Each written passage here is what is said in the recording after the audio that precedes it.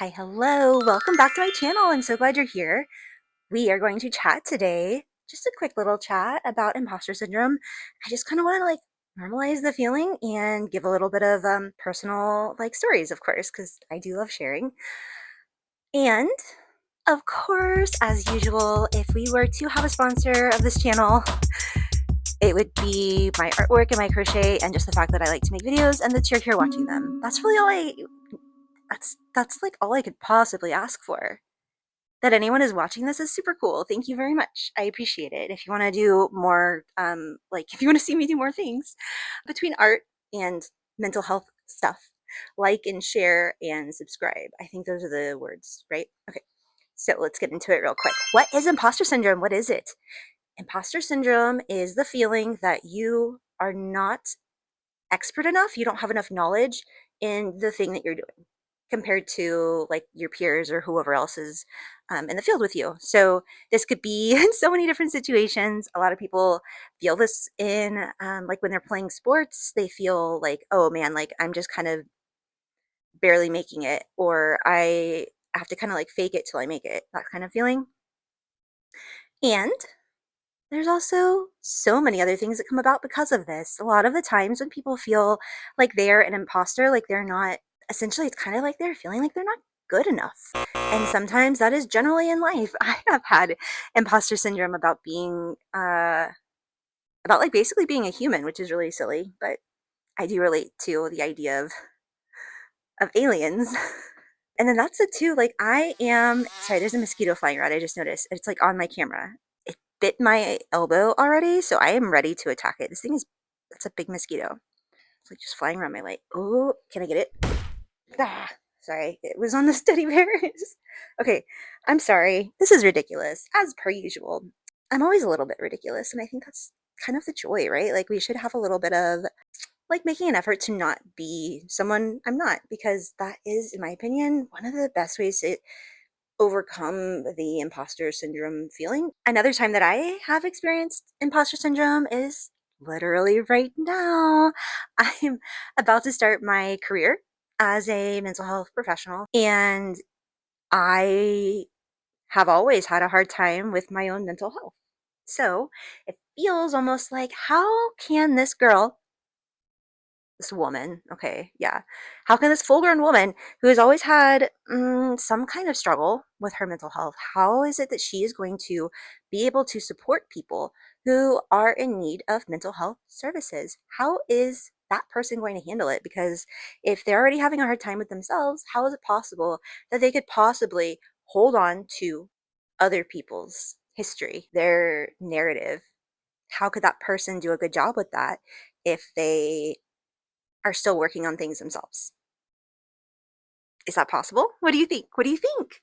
Because that's me, right? Like I have always struggled with my mental health.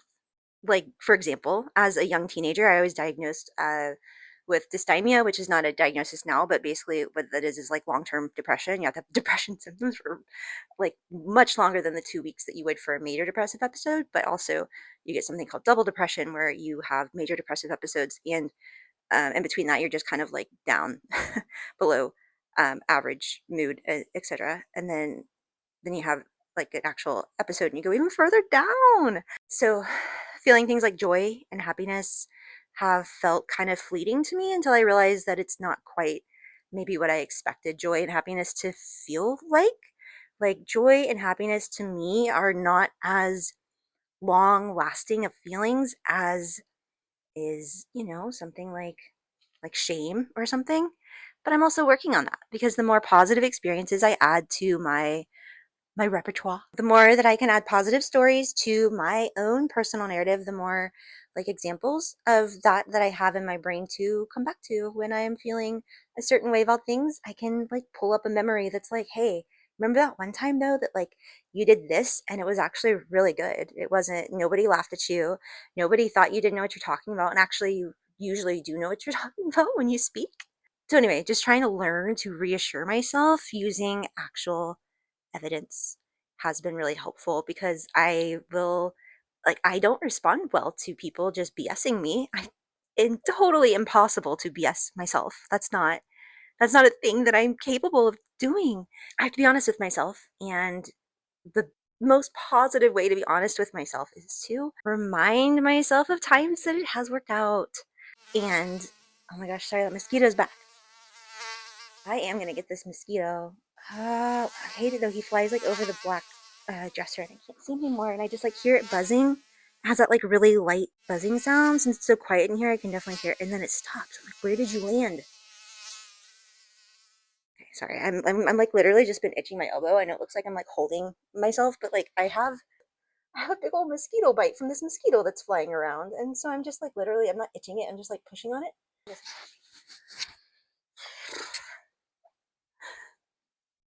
Ah! And a part of the part of the acceptance and validation process for myself is realizing that I really do experience the world in a different than like average way, which again, average is not a person, average is a number. So nobody is typically like average, right? That's just like the compilation of all the numbers of humans. Like that middle line probably doesn't actually exist. There'd be very few humans that are actually falling on this average line. Everyone's up above or below. I'm losing my train of thought because my elbow itches and I know that there's a mosquito around here. Okay, back on track. So, as far as allowing myself to realize that I am actually quite good at this mental health support thing, is to remember that I am not in charge of fixing things. I'm not in charge of what other people choose to do. And I am not responsible for healing the entire population of people. I will have one human in front of me at a time, focused on just that one person and learning their viewpoints, their unique needs, what is it they want to work on, who are they, who do they see themselves as, you know? I am really good at being curious about people, especially people who have a history of struggling with things. And honestly, my personal history of having struggled with things, on the surface, it sounds like that would be a really bad, that'd be a really bad counselor. What? This person can't handle themselves? But actually, I am handling myself. I'm handling myself great. I have so many things lined up. I have my master's degree. I made straight A's through the program and graduated with honors. And I did wonderfully at my internship. And if I can use that experience to remind myself that I am quite good at this, if I take it one person at a time, and my past knowledge and figuring out how to survive until age 35, that's actually really big because I have struggled to figure out how to survive until age 35. And that knowledge is sometimes really helpful. And at the very least, that understanding of what it's like is extremely helpful. Because, of course, our situations are going to be different. None of us live the exact same lives as one another, but having someone there who has experienced feeling like so overwhelmed that like it feels like there's no options, and seeing that person in front of you doing a job and showing up, that can be really inspiring. Can be. And also, people don't have to know, my clients don't have to know about my mental health. They will see me in front of them and I will always show up, and I am very consistent in my mood and the way I behave. I'm always a little bit goofy. I like dark humor and I find amusement in the little things. And that always has been and always will be. Just honestly get excited about learning about somebody. And if they're interested in telling me about them, oh my goodness, like what a gift that is. I think that does make an impact.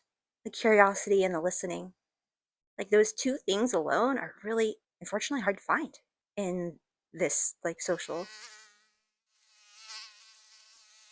Sorry, I think it landed on me. See, oh my gosh, I hit it, but I like didn't kill it. I just like felt it. I hit it with my pinky. Where did you go? And it's hunting me. These mosquitoes hunt me. Like I will see one in my house because my cat likes to have the window open, and even if like they just always find a way in. There's always one flying around the house somewhere. Is the worst. And if I go outside, I will be like eaten alive. I'm not even kidding you. That sounds really bad, but I will at least have 7 to 10 mosquito bites, and they like welt up, and they're the worst. Situation I probably am gonna get checked out. It is keeping me from gardening, which is one of my favorite hobbies. So anyway, imposter syndrome and mosquitoes. I don't know. Mosquitoes have no sense of imposter syndrome. They just are. They just live their lives as mosquitoes and they fly around knowing exactly what they want. Oh my gosh, that was not like, it's just really silly. We should be more like mosquitoes, but also not hurting anything. We should just be more like, like, just be a human. Be a human, which includes doing things wrong sometimes and taking accountability and forming relationships or community. Please let me know below and comment what your experience is with imposter syndrome. I also would like to know what kind of art I should be working on next because I made a bunch of teddy bears, like a bunch, and I think I might be done with them. And then I started making hats again, which I previously had already made 50 hats, and that was like months ago. And then I've now made 5 more. Like literally my finger is bruised. I don't know if you can, it's like a little bit purple, but thank you so much for being here. I appreciate it. Yeah, again, please let me know your experience with imposter syndrome. Is there anything that's helped you? Is there like a situation you're like, I still don't know how to feel confident here? I think I was also in the middle of asking if I should make different, like, I made these really cool dioramas, and I might go back to making something similar. I just like, I really do need a creative outlet, and I get so tired, but I like need to create things. Here I am creating a video after creating a hat, after creating teddy bears. Okay, I hope you have a wonderful day. Thank you so much for spending so much time with me. I really appreciate it. I will see you on the next one. Make some extra hats and donate them. Okay, crocheters, knitters, you got it? Teddy bears too, or whatever. Okay, I hope you have a wonderful day wherever you are. Please take care of yourself, whatever that means to you. To me, that means I should get a glass of water and maybe eat some food. It's so hard, but I'm doing it. I don't know. Okay, did I ever say that my name is Jessie? I'm really bad at this. I was like, hello, welcome to my channel. Come on in. And then I was like, wait, you know what? You don't even know my name. My name's Jessie. Okay, bye.